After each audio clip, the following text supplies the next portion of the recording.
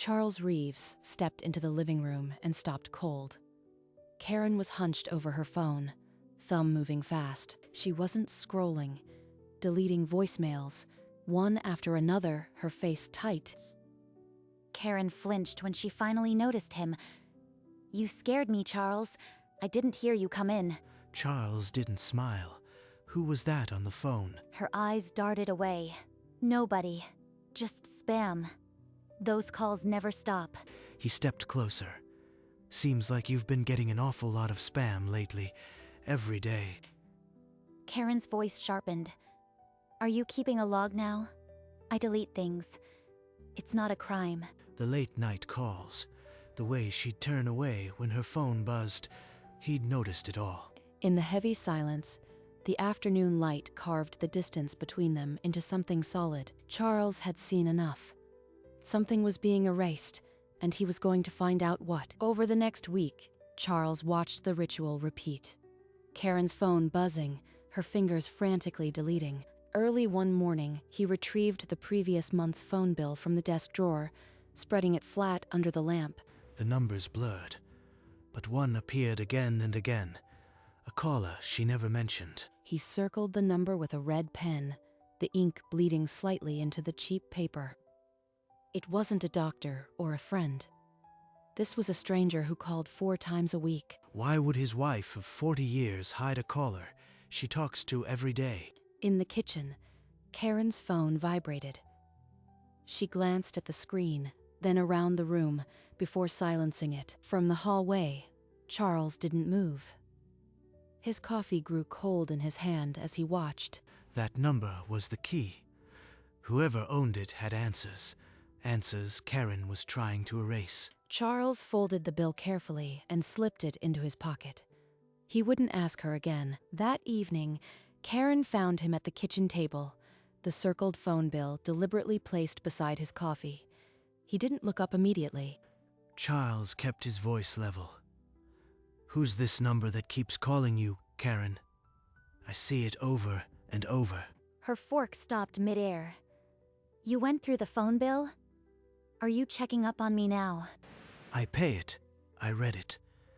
You've been talking to the same person every day for weeks." "This is ridiculous. I am not going to be interrogated in my own kitchen." She snatched her phone and left, her footsteps sharp against the hardwood. He'd pressed enough to confirm the secret existed, but not enough to crack it open. Hours later, in his study, Charles stared at an old photograph of his father. Some things were supposed to stay in the family. Trust was one of them. He couldn't force the truth from Karen. But there was one person who might help, someone who knew their way around a phone. Sunday arrived with the kind of bright, cloudless sky that made everything feel manageable. Tyler bounded up the front steps. Tyler flashed a grin. "Grandpa, figured you'd be reading the paper. Mom said you needed a hand with something." Charles gestured toward the living room. "It's your grandmother's phone. Been freezing up on her, deleting things by itself." Tyler took the device, already swiping. "No worries. Phones get weird sometimes. I'll take a look." He hated the lie. But desperation had its own logic. "It's been dropping calls, too," Charles added, keeping his voice light. "Maybe there's something clogged in there." Tyler laughed. "You don't get clogged phones, Grandpa. But I can check the storage, maybe recover some old stuff if it's glitching." The word recover landed in the room like a stone in still water. Charles nodded slowly. "That'd be good. Take your time with it." Tyler headed upstairs, Karen's phone in hand. Charles stood alone, hope and guilt twisting in his chest. In his room, Tyler connected the phone to his laptop, fingers moving with confident speed. Diagnostics bloomed on screen. What if there's nothing? Or worse, what if there's a reason she's been so careful? Tyler ran a deep scan recovery. The progress bar crept forward, then found something buried in the backup logs. Tyler called down the hall. "Grandpa, you should see this. There's a whole folder of old stuff that was just deleted." Charles's footsteps were heavier than usual on the stairs. He paused outside Tyler's door, then pushed it open. The laptop screen glowed with a list of audio files, each stamped with a date Karen had never mentioned. Some kind of backup, Tyler said, scrolling. She deleted a ton of voicemails, but the phone kept copies. Charles's voice nearly cracked. Can you play them? Tyler plugged in a set of headphones. Easier that way. Some of these are long. Charles took the headphones. The room fell silent, except for the low hum of the laptop, waiting for him to press play. Charles clicked play. Static. Then his wife's voice filled the headphones. The recording was Karen, slightly tinny. As soon as the property closes on the 15th, Richard, I'll have the paperwork ready. The word property hit Charles like a physical blow. His hand tightened on the headphone cord. He yanked the headphones off before the next sentence, his face suddenly pale. Tyler leaned forward. Grandpa, what's wrong? That sounded kind of serious. Charles forced a thin smile. Nothing. Just some old messages your grandmother saved. Spam, like she said. Tyler wasn't convinced, but the look in his grandfather's eyes warned him not to ask more. Can you put these on a USB for me?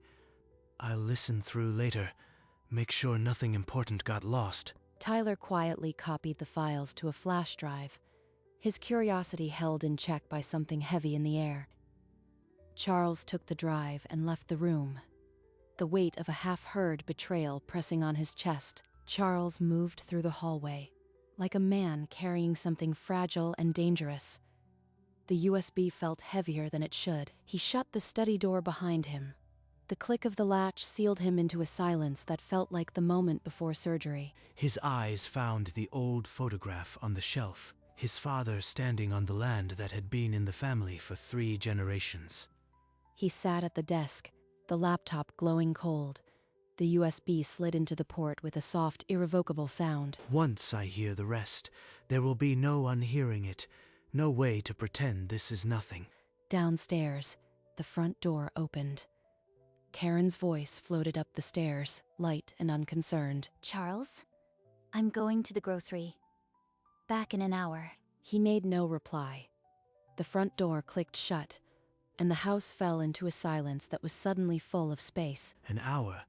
That was the breadth of his old life. What came next would divide him from it forever. He put on the headphones, the cursor hovering over the first file name, Richard Hayes, the 2nd of April. Then he clicked. The audio crackled. Then Karen's voice came through, tinny but unmistakable. Richard, I've got the title company lined up. The old Reeves land, 142 acres, will transfer clean as soon as Charles signs the paperwork I'll have ready. A second message, a week later. Don't worry about my husband. I've managed him for 40 years. He never looks at legal papers. Richard's reply was clipped and businesslike. Fine. The buyer will wire the deposit Friday. Just get his signature. 7 voicemails, each one another nail in the coffin of 40 years of marriage. They were going to sell his father's land, the one piece of the world his family had held for generations. He looked at the photograph on the shelf, the oak tree behind his father's young face now condemned. The last recording ended. The silence afterward was louder than any of the words. She'd planned it all. His wife, the woman he'd trusted with everything, had been coordinating the theft of his inheritance. Charles slowly removed the headphones. His hands were shaking, but his eyes held a new, terrible clarity. Charles stood, crossed to the old filing cabinet, and pulled out the metal box that held his father's will and the land deed. His hands were steady now. The deed was yellowed, but legible, to my son, Charles Richard Reeves, as his sole and separate property, free from any claim of marital community. Separate property. His father had insisted on those words. Now they were a shield Karen never expected. He unfolded the survey map, tracing the boundary lines with a finger that had once walked those fields barefoot as a boy. The land held his father's ashes, Tyler's first steps, 3 generations of Reeves' stubbornness. It was not for sale. He stacked the papers with deliberate care. Karen had underestimated him and the law. The closing was close, but his countermove would be faster. He knew what he had to do. It might cost him his marriage, but the land would not be sold, not while he still breathed. He picked up his phone and scrolled to the attorney who had probated his father's will.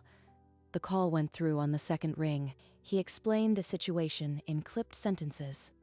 The lawyer listened, then promised to file an emergency injunction by morning. He set down the phone. His heart was a cold stone, his resolve iron. The battle for his father's land had begun. The next morning, Charles parked outside a low brick law office, the deed and the voicemail files in a folder on the passenger seat. He called his attorney from the car. "I am bringing everything. The land title, the recordings, the will. We file today." Inside, the attorney's printer spat out a cease and desist letter, dense paragraphs of legal language designed to halt the sale cold. Charles watched as the document was sealed into a manila envelope and stamped urgent. It was addressed to Richard Hayes in the title company. By noon, a courier had picked up the envelope. The legal countermeasure was in motion, unbeknownst to anyone in his home. This was it, the point of no return. 40 years of marriage reduced to a legal ambush. He drove home in silence, the folder empty now, the weight of his secret action shifting from paper to his heart. Karen was in the kitchen when he walked in, chopping vegetables, humming. She asked if he wanted coffee. He said no thank you. He retreated to his study, the place where the wound had first opened, and waited for the phone to ring. The closing date was just 3 days away. But now, a legal challenge sat in a courier's bag, poised to derail everything Karen had planned. That evening, dinner was a quiet affair until Karen broke the silence with a question that was too casual. Charles, have you heard anything about the old Reeves property lately?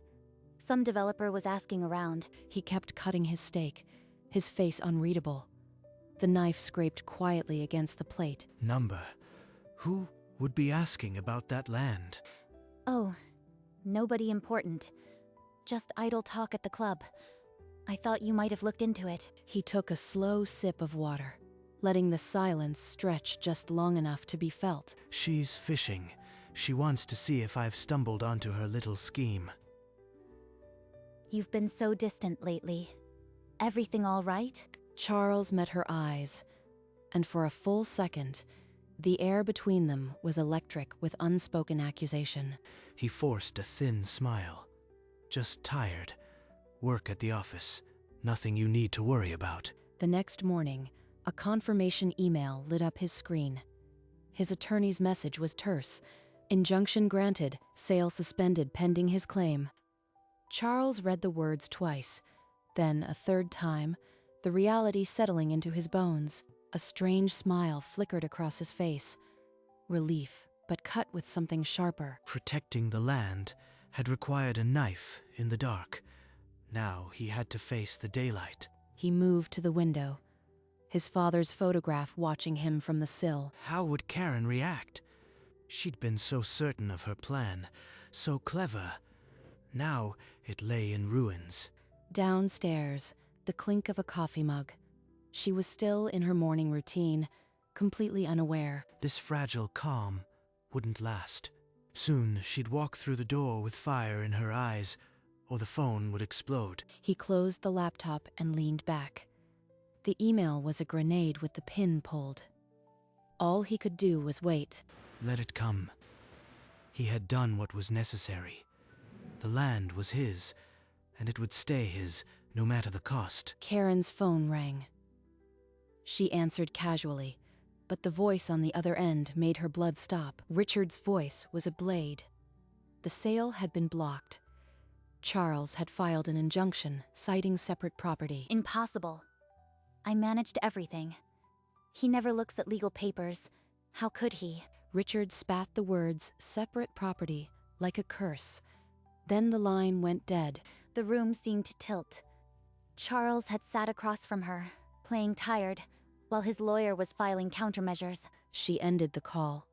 Turning, she found Charles leaning in the doorway, his face a mask of quiet resolve. It was you.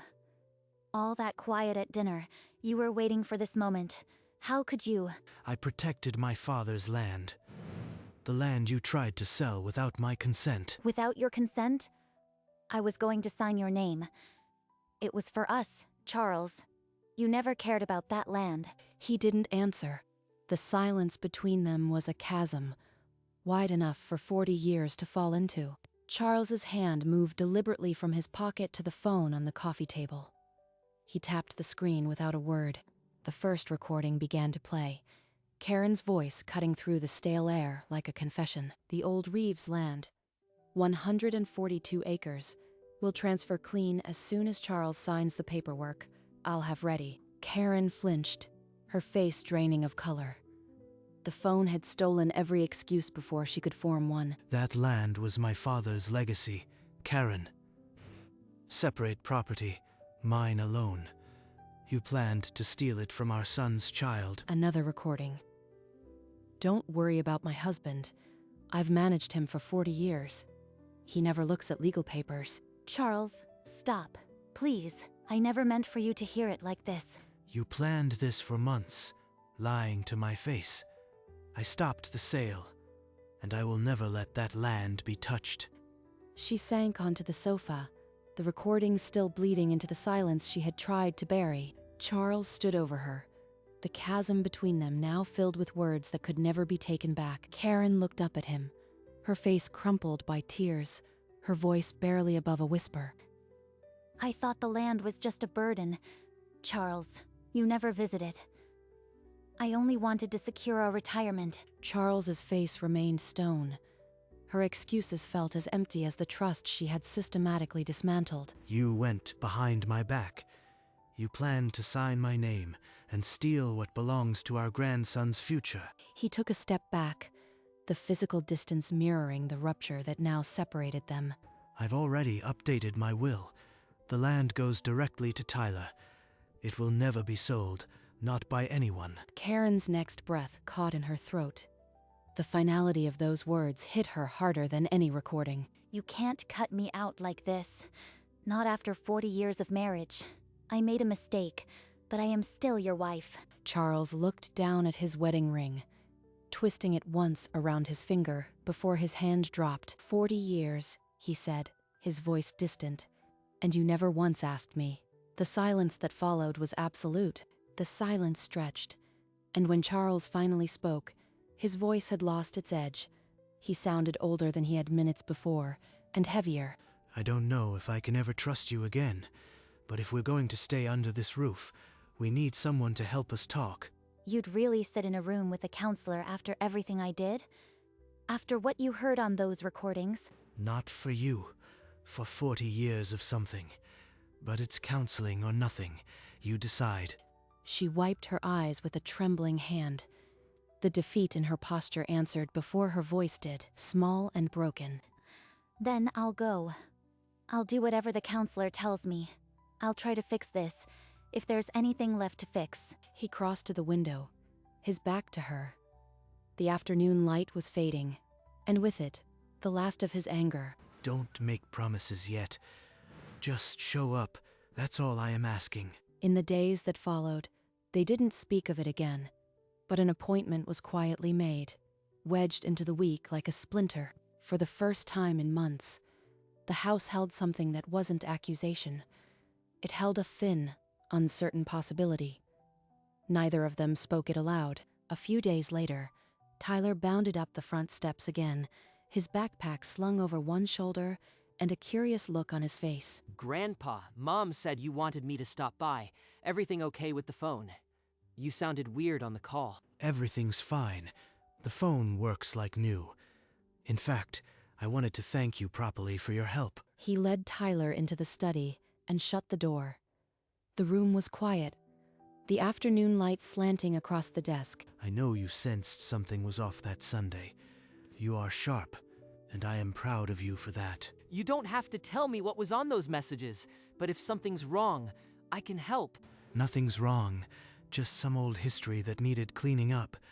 You did a good thing by recovering them. He wished he could tell Tyler the whole truth, but some storms are best seen from a distance. Charles placed a hand on Tyler's shoulder, his grip firm and warm. Just keep being the person you are. That's the only thanks I'll ever need. The morning of their first session. The sky was gray and unreadable. Charles and Karen drove in separate silences. They sat on the same sofa, but as far apart as the cushions allowed. The tissue box on the side table looked used. The counselor began with a simple question: why they were there. Karen's voice cracked on the first syllable. I made decisions I shouldn't have. I thought I was helping us, but I was wrong. She tried to sell my father's land without my knowledge. I found out and stopped it. The counselor nodded, letting the weight of the words settle. The silence that followed wasn't empty. It was heavy with 40 years. They were asked to name one small truth each. Karen went first, her hands trembling in her lap. I was ashamed to tell Charles we were struggling. I didn't want to seem weak. Charles looked at the floor. I stopped trusting her years ago, long before the phone bill. I just never admitted it. When the hour ended, they walked to the car in a silence that was awkward but shared. Both showed up again the next week. A week later, Charles sat in his lawyer's office, the same wood-paneled room where he had first blocked the sale. This time, the purpose was final. The new will lay on the desk, typed and crisp. His attorney reviewed the paragraphs one last time before sliding it closer. The key clause was unmistakable. To my grandson, Tyler Reeves, I bequeath the entire parcel known as the Reeves land, to be held in trust until his 21st birthday. Charles took the pen. His hand was steady, steadier than it had been in months. He signed his full name in slow, deliberate strokes. The ink dried quickly, leaving behind a permanent mark of protection. This land will stay a Reeves land, no matter what comes.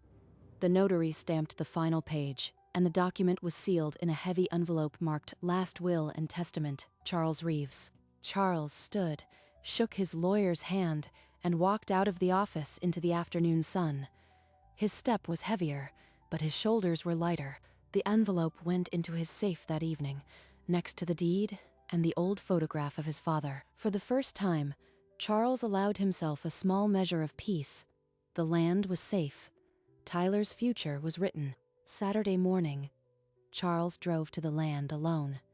He parked and stepped onto the field. At the old oak tree, he pressed his palm against the bark, feeling the grooves worn by decades. He remembered his father teaching him to climb this same tree when he was Tyler's age. For a long while, he let himself grieve, for the marriage that had cracked, for the trust that had shattered. But the land was still here, and that was enough. He took a breath and spoke aloud to the wind, as if his father could hear. Tyler will know this place. He'll understand one day why it had to stay. The sun dipped lower, painting the fields in gold.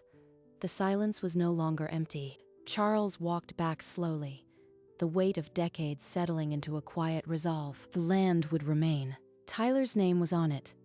That was the only answer that mattered. On a clear afternoon a week later, Tyler borrowed his grandpa's old pickup and headed out to the land. Grandpa's been different lately, quieter.